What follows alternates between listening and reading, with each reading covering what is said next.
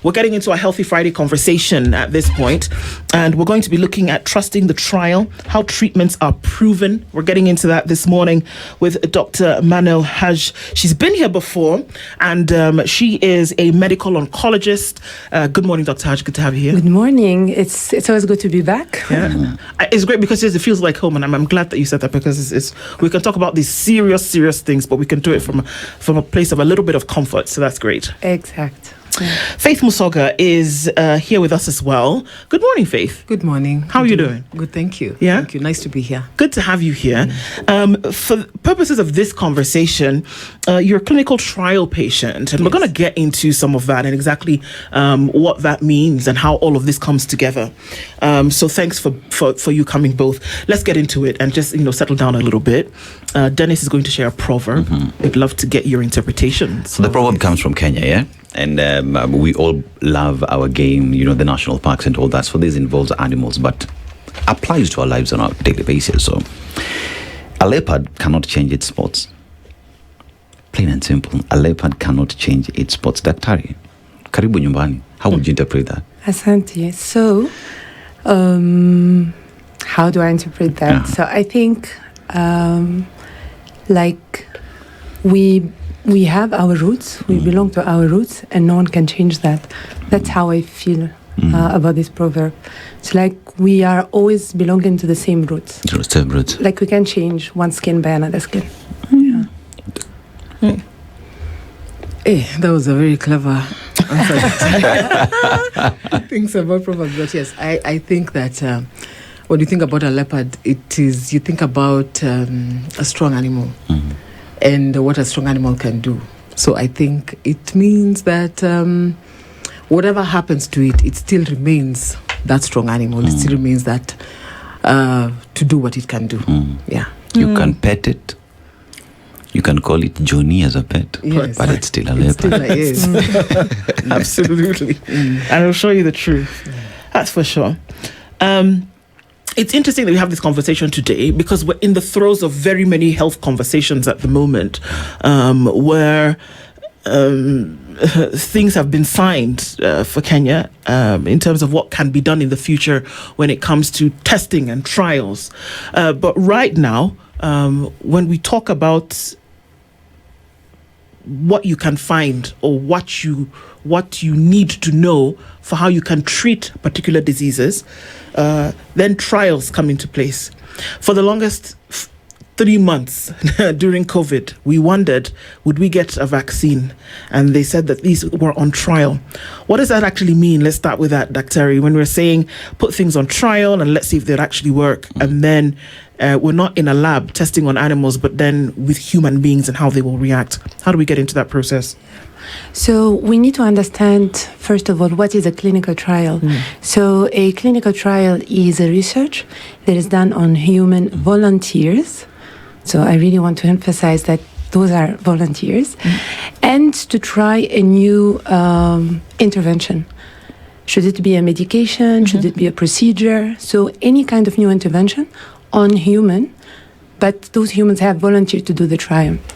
Why it is important to have clinical trials alongside the usual practice, the standard of care, because all of the medications that have been approved and utilized have gone through clinical trials. So before the medication gets to us, for example, I'm just citing the easiest example, which is the medication, or even a new procedure, a surgical procedure.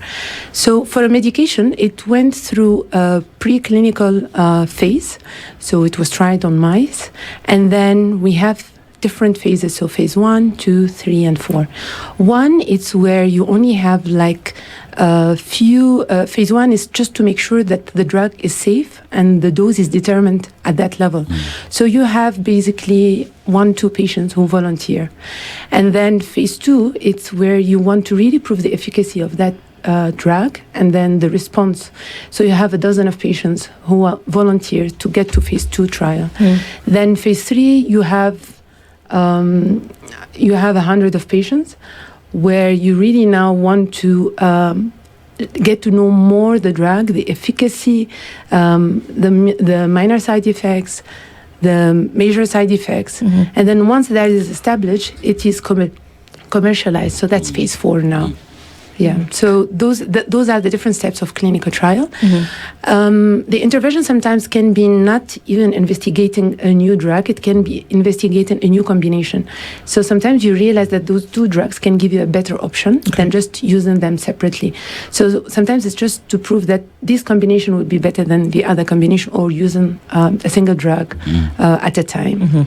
So, understanding what are now clinical trials are, Faith, now, one would ask the question, how do you now end up being a volunteer? Do you just wake up one day and decide, hi, I'm here, please try it on me? What's the process? What's the procedure that would then see you even be accepted by the oncologist to just have you there? First of all, of course, there's a diagnosis. And then for me, my oncologist, my doctor, is the one who suggested this to me, because she's been part of she's known it. She's on something called the tumor board. So she told me about it, but there's a lot of documentation that you have to read. There are many tests that you have to go through before you're accepted, because again, you have to be, for example, let me give the example of cancer. You have to be at a certain stage for you to make it to be in this trial. And then, of course, yes, like Dr. Manel says, it's you volunteer. So you have to accept. You can decline. You have to accept. But then for me, I was lucky because my sister's a doctor. So I asked her, does this make sense? Because at that time, for me, I was like, there was so much to process. So I just asked her if it makes sense. My doctor, that time, Dr. Karen Babu, said it makes sense. But then still, I had to meet for a month. I had to meet the doctors at the research unit, who explained to me everything. There's things to sign, of course, because then at some point there's a legal framework that they also report to. So yeah, there's all that to understand. What does it mean, the implications? Does it get to a time when also it can stop? Yeah. And how do you go on? For how long? And what does it mean in the process? So with all that information, I was able to make a decision that, yes, it makes sense. And also, I was just like, let's just try something. We'll see what works. Yeah. Okay. Yeah.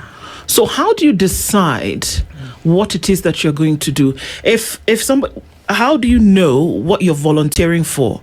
That you say, okay, well, I want to get better. I want to heal. How do you know that there's a clinical trial on place? How do you match it? Or does somebody say, okay, well, these are the certain clinical trials. We're trying to see if we can find a particular drug that will do this, or a particular treatment that will achieve this. How do you know then what's available for you to then say, I want to get on it? You first, Faith, before we go to that, sorry. How do I know what's available? I think for me, the doctors actually laid down what is available in terms of the drugs that are going to be prescribed. Of course, first was the standard care, which every patient is given. But then after that, they explained to me what every drug that was going to be given to me and what it was going to do for me at every stage. So for that, I was like, well, we can try this and see where it goes, because again, if it doesn't work, you can always go back to the standard care. So there was always that option of being able to go back to the standard care. But yeah, I got through to knowing at every stage, what am I being given, what is being given, and why. Yeah, so. Okay. How do you decide, Dr. Harry? So from our end, in terms of the clinical trials, we have different types of clinical trials and then covering different types of cancers as well. So when we are in the clinic, we know that this trial is soon to be activated, because we go through several steps of getting approvals from all the bodies, ethic approval, PPB approval. So we go through this. So when we know we are at the last step, that's when we start looking for the patients. And then we start approaching the patients at that time. So like, for example, I have this trial for breast cancer, and I know it is comparing a new combination of a targeted therapy, a smart drug that is already available in the market, with an old hormonal treatment. That's the standard of care. That's what everyone would get in 2025. But they will compare it to a new combination, the same smart drug, targeted therapy, with a new hormonal treatment that has been used before. So safety proven, it is commercialized, but for another indication. So now we want to prove that this combination, maybe in 2027, will be much better than the one we have now in 2025. So we start at that time approaching the patient and tell them, when they come to my clinic, so like, this is how I will treat you today, yeah? But there is this opportunity for this trial, and in my opinion, it's a very big opportunity that you should take, because you might belong to the people who will prove that this combination is better. So what is the best case scenario? You will benefit from the newer combination. Mm-hmm. What is the worst case scenario? You still get the standard of care. So Dr. just from how you speak, then here is a question where the patients that go through this process, one would call them the stars pretty much in the medical field, because then they get to determine what would then be prescribed for the larger population. They are the stars that are not celebrated. They are those quiet stars that sit at the corner, yet they have given their lives to see to it that the larger population get to have that which will work. So in terms of what that means in the medical field, and for you, Faith, as well, as these trials do go through, and it is found that this is working, and you being, say, specimen X, and it is and it is successful. How does that make you feel? And as well, just speak in terms of how these are the stars, those that make this journey successful. Yeah. So I think the way, as doctors, we work in different settings. So just to share with you some of my experience. So I worked in a setting where you're in a center that is really renowned for having clinical trials. And then the patient in the first clinic, when they come, they'll be like, I've been diagnosed with this cancer. What is available for me in terms of clinical trials? So they know the value of the clinical trials. While when we started here, clinical trials was really something new. So when you start discussing clinical trials, we faced a bit of reluctance. So like the patients might tell you, I don't want to be the guinea pig. So you try to explain that you're not really being a guinea pig. This is what's really happening. Worst case scenario, you're still getting the treatment that you would get in my clinic. Best case scenario, you will get the newer combination. And we understand the side effects and everything. So we are not even exposing you to at a higher level of side effects. And even something will come up, we know how to take care of it. It's a win-win situation, because like you said, the patient has that, they volunteer, they really want to add value, and then to help other people's life change. They really want to participate actively in making things change, number one. Number two, it's such a monitored way of receiving treatment that they feel even comfortable. So initially, they don't know how it goes, but then Faith can also share her experience. Initially, they don't know how it goes, but then once they are in the trial, they feel so comfortable because every single thing is monitored closely. Now, it's also a win-win situation for everyone. Things will evolve, we'll have new data, we'll have new science. But then also some of the patients could have not accessed that, even the standard of care, not even the newer combination, because of a prohibitive cost. Now, being under the clinical trial, everything is paid by the trial. So the scans, the blood test, the side effects, everything is paid by the trial. So sometimes there is even compensation for the transport and the stay if the patients come from another country or from another county. So it's a win-win situation for everyone. And the ultimate goal and the ultimate aim of a trial is really bigger than any financial benefit or anything. Also, I think it's time for us to move from just sitting on the corner on the international conferences and then complain that the African population has always been underrepresented. I think it's now time for us to take the lead and then get also our population into those clinical trials, because what we have been doing for many years is applying data from the West on African patients. And recently people realized that our genetic makeup is different. And so many new data are coming up to show that maybe the African response to that drug is different from an Asian response to that drug from a Caucasian. So I think it's time for us also to be proactive on that and then get our own data and then really establish our own medication and our own response and then know our own side effects. Yeah. Faith, how does that make you feel? Because we're talking about 1 billion people in the continent, and with trials to say that you have gone through, that would then make a decision on what would be applied for the Africans, pretty much. And that means that you sit on that pedestal of being that change maker that the continent has wanted for a very long time. So from where you sit, how does that make you feel? Pretty much, yeah.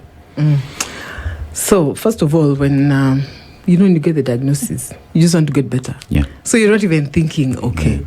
So when you're given this option, for me, I was like, whatever works. But then also I got to, before now treatment started, I got to talk to some of the nurses there, and they were telling me, these trials have been there, but they don't. It's so hard to get people to come. So yeah, it's a privilege, really. It is to be there and to see it working. Because at first, when you're starting, you're like, we'll just see if it works. You're praying that it works. So it's really good to see, to experience it. And like Dr. Manel said, it's a very, it's more than the standard care, because you really get a lot of attention from everyone, from the nurses to the doctors to the all the tests that you do, and everything's explained. Everything's explained step by step. Even if you feel like, sometimes you're going down, at least, they're able to explain, because they're always there. So it's really good because, and it would be good to be a success story, to show that this works, and people should actually try it. And yes, like Dr. Manel is saying, Kenya should get on board with more people. Right. It will save so many lives. I think it will save so many lives, because we are with other patients there, and of course you see how they're doing.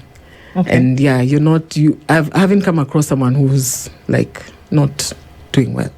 So yes, I advocate for it very much. So walk us through a trial, Faith, and what exactly that entailed. After having been accepted into a trial, then what happens? What happens when you're accepted? There's the standard chemo that everyone goes through. About 18 rounds. That's about 6 cycles. Then after that, depending on your type of cancer, because they're different, then they put you on the medication. But before that, you've got to do a PET scan, which shows how the chemo responded, whether it responded well or not. Then from there, then they start administering the medication. Depending on what you have. For me, I've got like three medications. One, there's a tablet, and there are 2 injections. One, the injection is I think 1 every 4 weeks. Yeah, but different times. So I've got to be at the hospital quite regularly, but less than the chemo time. Yeah, the effects of these drugs are not as severe as chemo. Definitely.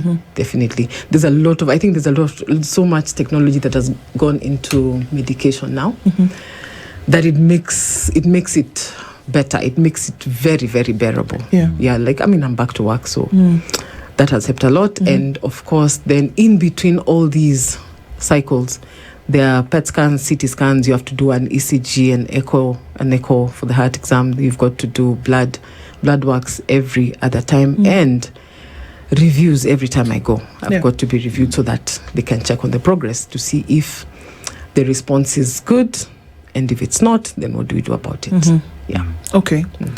Are you told before you start the trial of what guarantees or non-guarantees that there will be? Yes.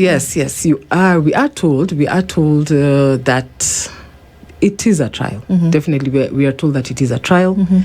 And we're told about the percentage of, survivors who have in other countries had this trial done. So at least we're given that, let me call it kind of an assurance. Yeah, because we are still on this journey. So let me call it kind of an assurance. Yes. Okay. So at least by that, you're encouraged to. Okay. And so how long does a trial last? When the prescribed medication comes to an end, or how long do you go through a trial? And then how would, from what you understand, how would you know that a trial or this trial that you're on at the moment is successful? How long? I've done it now for a year. This will be. I'll be finishing, I think, a year in January, because we started the trial in January. The trial starts after the chemo. So I'll be doing till January. We've done now, this is, I think, 17 cycles. Yes. Yeah. And we're still going on. So I think it is determined by the response, right? Yeah, it Correct, is determined by the response. Yeah, so I can't really tell we'll do it for 2 years or we'll do it for 1.5 years. Yeah. I think it's from my understanding and from my journey and experience, I think it's determined by. Okay. So maybe just to add a comment on that. So usually what happens, like I said, we know that there are those actively recruiting trials, and then we pre-screen patients. So she might come to my clinic and I'm like, oh, she ticked the main criteria for the trial. And then I share with her that, did you hear about the trial happening here? And then I share with her an overview. This is what's happening. She's like, yes, I'm interested. If she's interested now, I move to the next, so I send her to the next site, to the clinical research unit. So she goes to the clinical research unit of Aga Khan. She will meet the nurse, so the coordinator of the trial.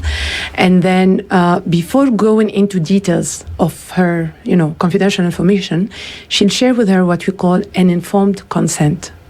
So she'll take her through the trial, detail by detail, eligibility criteria, exclusion criteria.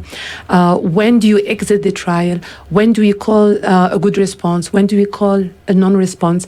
So she take her through this, like really in details. And I think it takes like 2 hours or more to take her through the trial in details. And then she's given 24 hours to think about it, to discuss with the family. And then if she is agreeable, she will give her consent. And that's when now we start the investigations and everything. So because Faith might be just having an idea about the trial, because, diagnosis came in and then immediately she was involved in the trial. So she doesn't know the other side. I can see both sides. Those who are on the trial. Yeah. So on my research day, I see the research patients. And then on my usual clinic days, I see the normal clinical patients. It's the same process. They go through regular visits, usually every 2 weeks or every 3 weeks. They go through blood tests every 3 weeks, scans every 3 months, 2D echo ECG every 3 months. So those are like, standard practice that they go through. But a bit more thorough because we are looking for something on the trial. Now, how will she know? You asked about like how long is the trial? Yes. So Faith had just been 1 year now. We have other patients for other cancers, for example, esophageal cancer. Now they are like 3 years down the line. They are just on follow-up. They finished the treatment. There are no evidence of disease. They are cleared from the cancer, but then they just come for like routine follow-up every 3 months the first 2 years, and then every 6 months the second 3 years, just to say hi. We do the scans, and then we continue confirming that they are free of any cancer. So the exit time of the trial, like Faith has said correctly, it's maybe when the response is no longer there, or there is an adverse event, like there is a serious adverse event, and then the patient cannot continue on the trial and decides to discontinue, or even the patient's, proper decision to exit the trial. We had a patient who exited the trial. So that's how, the duration is determined usually. Dr. You've spoken of non-response and a good response. What would equate to one being determined to being non-response? What does that mean? After, say, a patient has gone through the entire exercise and based off the data that you get, how do you determine that this is non-response? And what would good response then equate to? And how do you communicate then to a patient for them to know in terms of proper update on where we are? How do we move forward? How do you share that with them? And what do you then determine the next phase based on the data that you get? Sure. So how do we know that the patient is responding or not responding? We usually assess them on 3-4 aspects. The clinical aspect. So we always ask the patient if there is any complaints, any new symptoms they have felt. We examine thoroughly the patient, standard of care and clinical trial, and then we do some blood tests. So sometimes there are some biochemical markers that we can detect on the blood test that can tell us something is wrong. And the most objective assessment is the radiological assessment. So we have targets, we have lesions that we are treating, and then we do a scan, we do a measurement, and then we assess how far the response is. Is it reducing? Did it completely disappear? So a good response is either a partial response, so like anything from 30% up to 99%, or even a complete response, 100%. So usually we have those aspects that we assess every time the patient comes to the clinic. In terms of scans, of course, we don't do them every 3 weeks.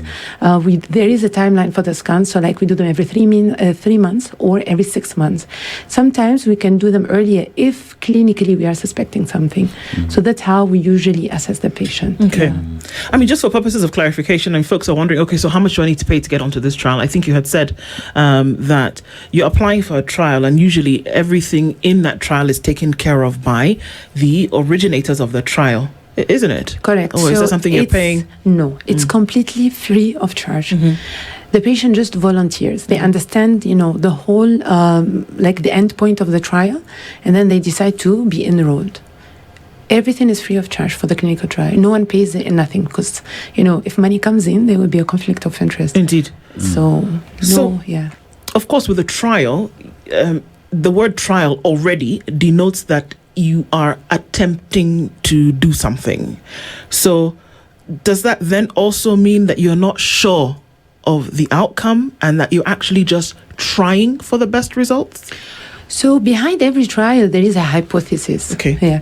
So those trials, they are either pharma-driven or they are actually investigator-driven. So like I've observed something happening in my clinic several times, and I feel like maybe if I use this drug for this particular condition, I may get a good response. So there is a hypothesis, and then you go and then you work with a statistician, and then you try and get the number that can prove your hypothesis. Yeah. So there is a solid hypothesis behind it. First of all, it doesn't come out of the blue. So there is a solid hypothesis behind it, but definitely there is no guarantee of result. But when I say no guarantee of result, it will never be a trial that will be unethical or will compromise the patient's safety or benefit in terms of medication. So let's say, for example, today we are trying this combination. And then there is another international trial that came up with a new drug that has dramatically changed the outcomes and has become the new standard of care. Everything changed, adjusts on that trial. So that because in January 2025, for example, that drug was not existing or was not approved. Right. Or the results did not came out. So the old standard of care is the one that has been used. And then by June, and the patient is still the same person on the same trial, by June, everything has changed on an international level. There is a new recommendation. The trial has to adjust to the new standard of care to remain ethical. Yeah, so those are like the minimum ethic requirements for any trial. So there is no breach of any ethic rule. Yeah. Faith, you mentioned something in terms of you have been going through the trials that now you're back to work. That means something is working, So in terms of the standard care, compared to standard care before and the trials that you're going through, what would be your position? That the trials are working as compared to standard? I don't know that compared to standard, but I can speak for the trial. Yes. Yeah. Yes. It's working. I mean, by January I was back to work when I was starting. So of course, not as much as now. Yeah. But yes, I would say that it's working. That because also of the follow-up that there is, and every time you go for follow-up, for checkup and the scans, they actually show you, like, this is how you were doing, and this is how it looks now. This, when you came, this is how you were. They actually show you how dotted I was. To now, at least, this is how it looks. So it's encouraging, and yes, I would really advocate for it. I would urge more people to try it, to be in the trial. Right, to be in the trial. Yeah. That's interesting, as she's mentioned that, because then one would imagine that for something like cancer, which we understand can be financially debilitating, is that many people don't have the adequate resources to take care of the care that is needed around cancer.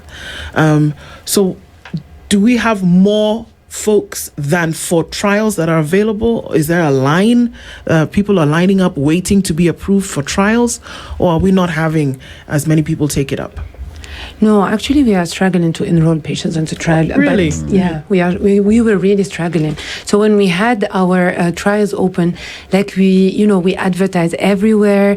We do not miss any educational forum to mention that, please, we have this trial happening. And then, when you share the information, like, for example, we have immunotherapy. And at that time, immunotherapy, so for another type of cancer, there was immunotherapy available. One cycle of immunotherapy is about 4,000 USDs. Yeah, 4,000 USDs, and it has to be done either every 2 weeks or every 3 weeks. And esophageal cancer is really like in the top 5 cancers in Kenya. It's really a health issue, and it's quite like we have the numbers. When you compare us to other parts of the world, we have the highest numbers of esophageal cancer. So we should be driving the data basically. So we need to understand what's happening in Kenya to have these high number of esophageal cancer, and what if they get the benefit of the opportunity to benefit from immunotherapy. So those patients, just as an example, they received a full year of immunotherapy. So like you can count, so let's say 500,000 Kenya shillings times 18. And esophageal cancer, it comes mainly, it doesn't really come from, the cities. It comes from rural areas. So those patients could have never benefited from immunotherapy if the trial wasn't there. And I'm so happy and proud to see them up to today, 3 years down the line, still alive, doing well, cancer-free, and coming just, to say, hi, we are okay, we do the scan, they are clear. Right. Yeah. Okay. Faith, what would you say is the reason why Kenyans don't want to show up for these trials?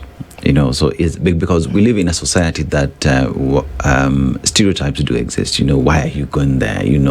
Are you sure? So there is also mis and disinformation that does exist with these trials. Why are you why are you going for trials yet we do not have results? Yet that's exactly why we need trials to happen, so that we have information that will help us make better decisions. So how then would you advise us as Kenyans to jump on these opportunities so that we be the change makers that we want to be in, and as well government position in terms of encouraging and pushing these conversations to be front and center? First, like you've said, people don't know. I think many people don't know. Even when I started, I didn't know. But then I got to know. So there's that. And even when I tell people, they're like, you're sure about that? You want to do? Like, yeah. So how is it going? They're like, oh, then they see it's going on well. So there's that. And then I think people don't share. Yeah, many people don't want to say that this is what I'm doing and this is how I got there. There's that. And then there's also the fact you've talked about us as Kenyans and our leaders. Yeah, they need to talk about it. Yeah, once they talk about it, at least people will know that this is happening and there need to be enrollment. Yeah, of course, I hope I don't get in trouble for this, but there's also interest, with the other side.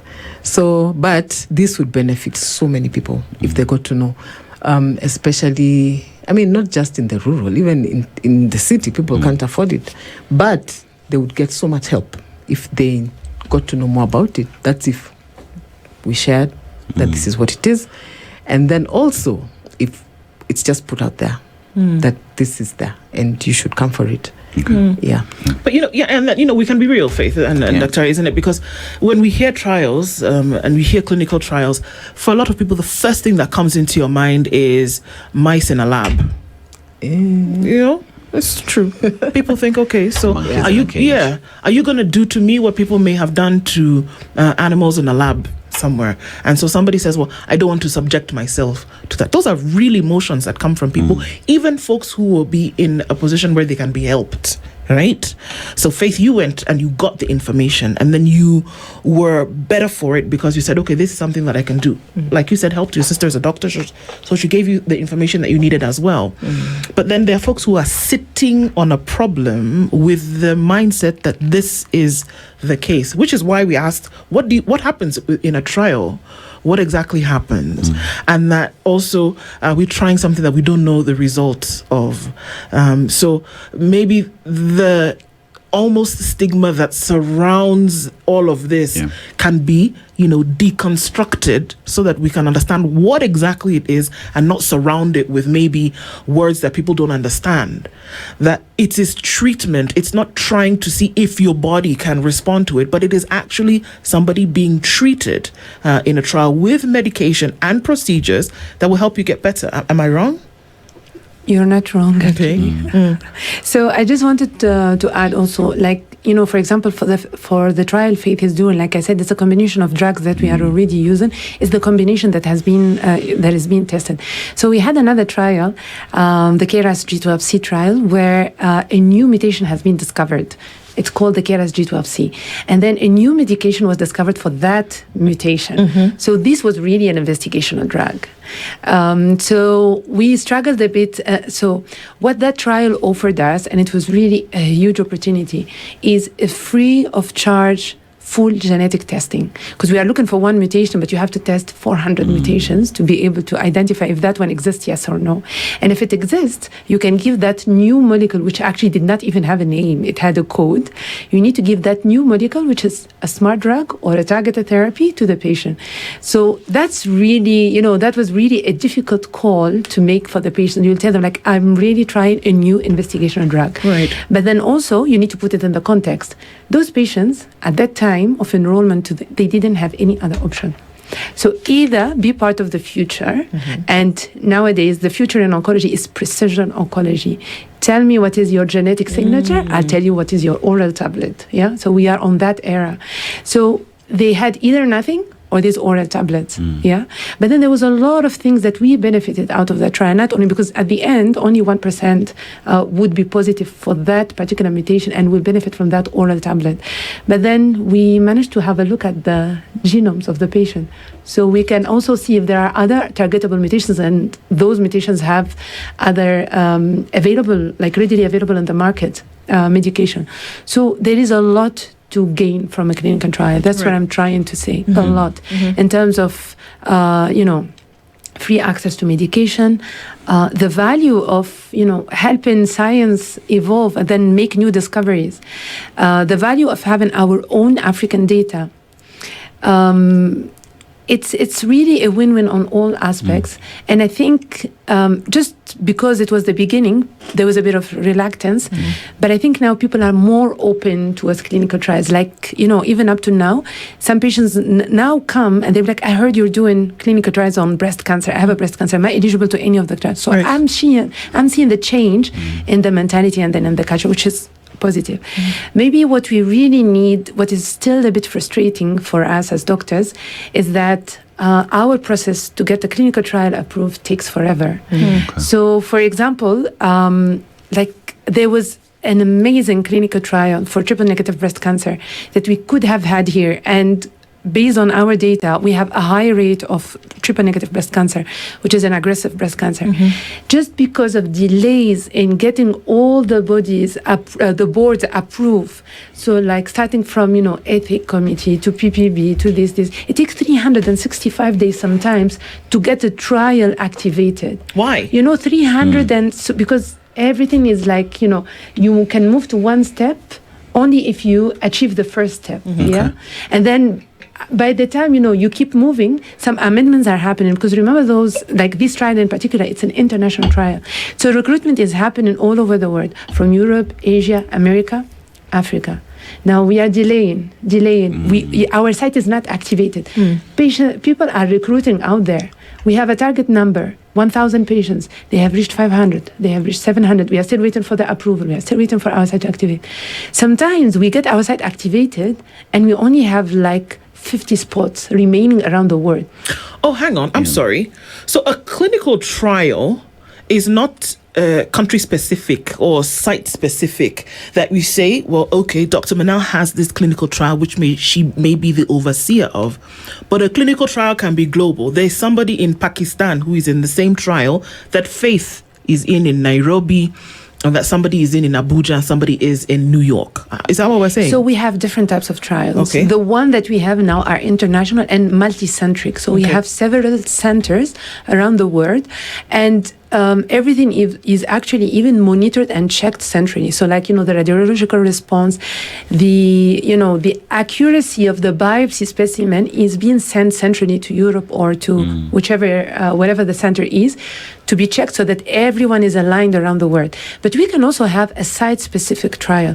So those are like the trials, let's say, like I said, I've noticed something in my clinical practice and I got an idea. For example, my patients are having more side effects to this drug than the rest of the world. So I can do my proper Kenya-specific site or Sub-Saharan African patient site, or by analyzing the genome, we identify there is a different cluster of genes here. So we focus on our genomes here, and then we try to identify what is this new signature that we have identified, and then maybe have the newest molecule for that particular. And we've done that before. So Prof. Sally had, at Aga Khan, we have analyzed the genome of triple-negative breast cancer, Black Kenyan, and we compared them to Caucasian, so like white American, and Black American. There was a different transcriptome that was picked up on the Kenyan Bantu genes. So that one needs more, we need to look at it. We need to analyze what is this new signature. Maybe it's the one driving now. I've mentioned earlier that we had a high rate of triple-negative breast cancer. Maybe that's the one behind the high rate. Maybe it's something that we can target. So we really need to be more involved in research to be able to also identify our own signatures and then fulfill our own needs. Yeah, but for the one, for example, Faith is on the trial. It's an international multi-centric trial. So people are recruiting from all over the world. Dr. You mentioned something that is critical in terms of having an African data center, pretty much, that would help us that would come up with policies that would help us treat our patients, the sick, and give them the proper care that they do need. That it does not make sense that a clinical trial that would benefit millions is taking a whole year, while others are moving forward. So are we having discussions with government? Are we having discussions with policymakers in terms of shortening the time period to make it easier for these clinical trials to take place? As well as, how critical would it be for the African continent, for Kenya to have their own data that then determines the kind of policies that are put in place? And you as a patient as well, how would that be a game changer in terms of knowing this is the data that is helping the country come up with policies that benefit the citizenry? So there is a lot of advocacy coming from, the doctors, the researchers, and there is also will from, from the boards who give the approvals for the trials to try and shorten. So we have several meetings. So policymakers are also involved. We involve them. We reach to them. We are reachable. So there is a lot of work that we are trying to do to try and shorten that period.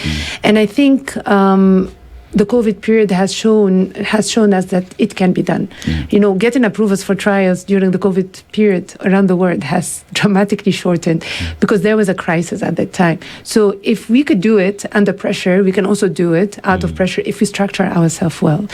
From our end also, there is a lot of advocacy. So we are doing a lot of capacity building, and we are taking our independency kind of. We don't have to, be dependent on the international trials. So at Aga Khan, for example, we have it's soon to be started. We have our own biobank, and we do our own in-house genetic testing. We no longer need to send it outside and then wait that 1 month or more to do it. And just, to share this information, because it's an important information, 10% of the breast cancers can be hereditary. Triple-negative breast cancer, 30% even can be hereditary. So for those who do have significant family history of breast cancers that does not skip generations, or they only have the triple-negative breast cancer, or breast cancer at a very young age, 26, 30, now the testing is available, and it's at a very subsidized price. Because there is a partnership with pharma also. So it's at a very subsidized price. So we can move even another step ahead, screening and preventing cancer. So people need to know what is being done here, and a lot of progress has been made. So I think we are progressing, not to the level that we want to, and we keep pushing. And then, of course, with patients' advocacy as well, so many things have been achieved thanks to the patients' advocacy. Right. What are you looking for, Faith? This is interesting because we think about, okay, well, there's a medical diagnosis, there's a treatment, in this case, a trial that you've entered into, and it seems like a no-brainer. Somebody says, okay, well, obviously I want to get better and I want to get well. But what are you hoping for beyond, after having finished this trial, the time that it takes to do so, and then coming out of it? What are you hoping for to achieve for yourself, for others? Well, for myself, of course, 100% response. And then for others, and I'm hoping that it will encourage people to come and do this and be treated and try it. I mean, everything, even the other standard is trying. So I'm really hoping that we can get more people on board and we can get more people talking about this. Right. And more people saying positive things about it, even getting the government to hurry up and not take so long to hurry up. To approve things that are really, I mean, health things are serious and they're very critical sometimes. So it would be helpful. I'm hoping for that. I'm hoping that people will be more positive on trials and on just wanting to get these things moving in terms of healthcare. Yes. And how do you feel? How do you feel physically? Physically, yes, I'm very well right now. Yes. Of course, we've moved from the weak side, tired, and all that. But I'm good. Yeah, I'm good. I can work for long hours. Yeah, I can travel. I can do things. So I'm well. That's good. Yeah. It's very good to hear and very good to know that as well. Dr. I mean, even in the few minutes that we have left, as we get through, I mean, into times where obviously we're in a communication technological age at the moment, are we seeing that more technology will be applied to things like this? Because cancer, for all intents and purposes, is not novel, but in terms of the way it is affecting our populations today, it is novel. It's still a new thing that we're not really sure how to tackle. How will this affect us going forward in terms of what technology can actually do? You mentioned a little bit about that technology and what it can do to spur us or to move us forward. Do we see it being a game changer and then how we attack, No. It's actually a game changer and it does help us a lot. When you have technology, like borders are open now, so you can do anything. You can be involved in international trials. We actually have, I wanted also to share with you another trial, the brain resilience trial. So where we do an MRI for the patient, and then they have their Fitbit watch, and then we monitor them through their treatment, and then we see if the cancer diagnosis and the stress and the treatment makes the patients age faster than a normal, comparator. So we have a normal control arm, and then we have the patient. So we are also utilizing, technology. AI is everywhere.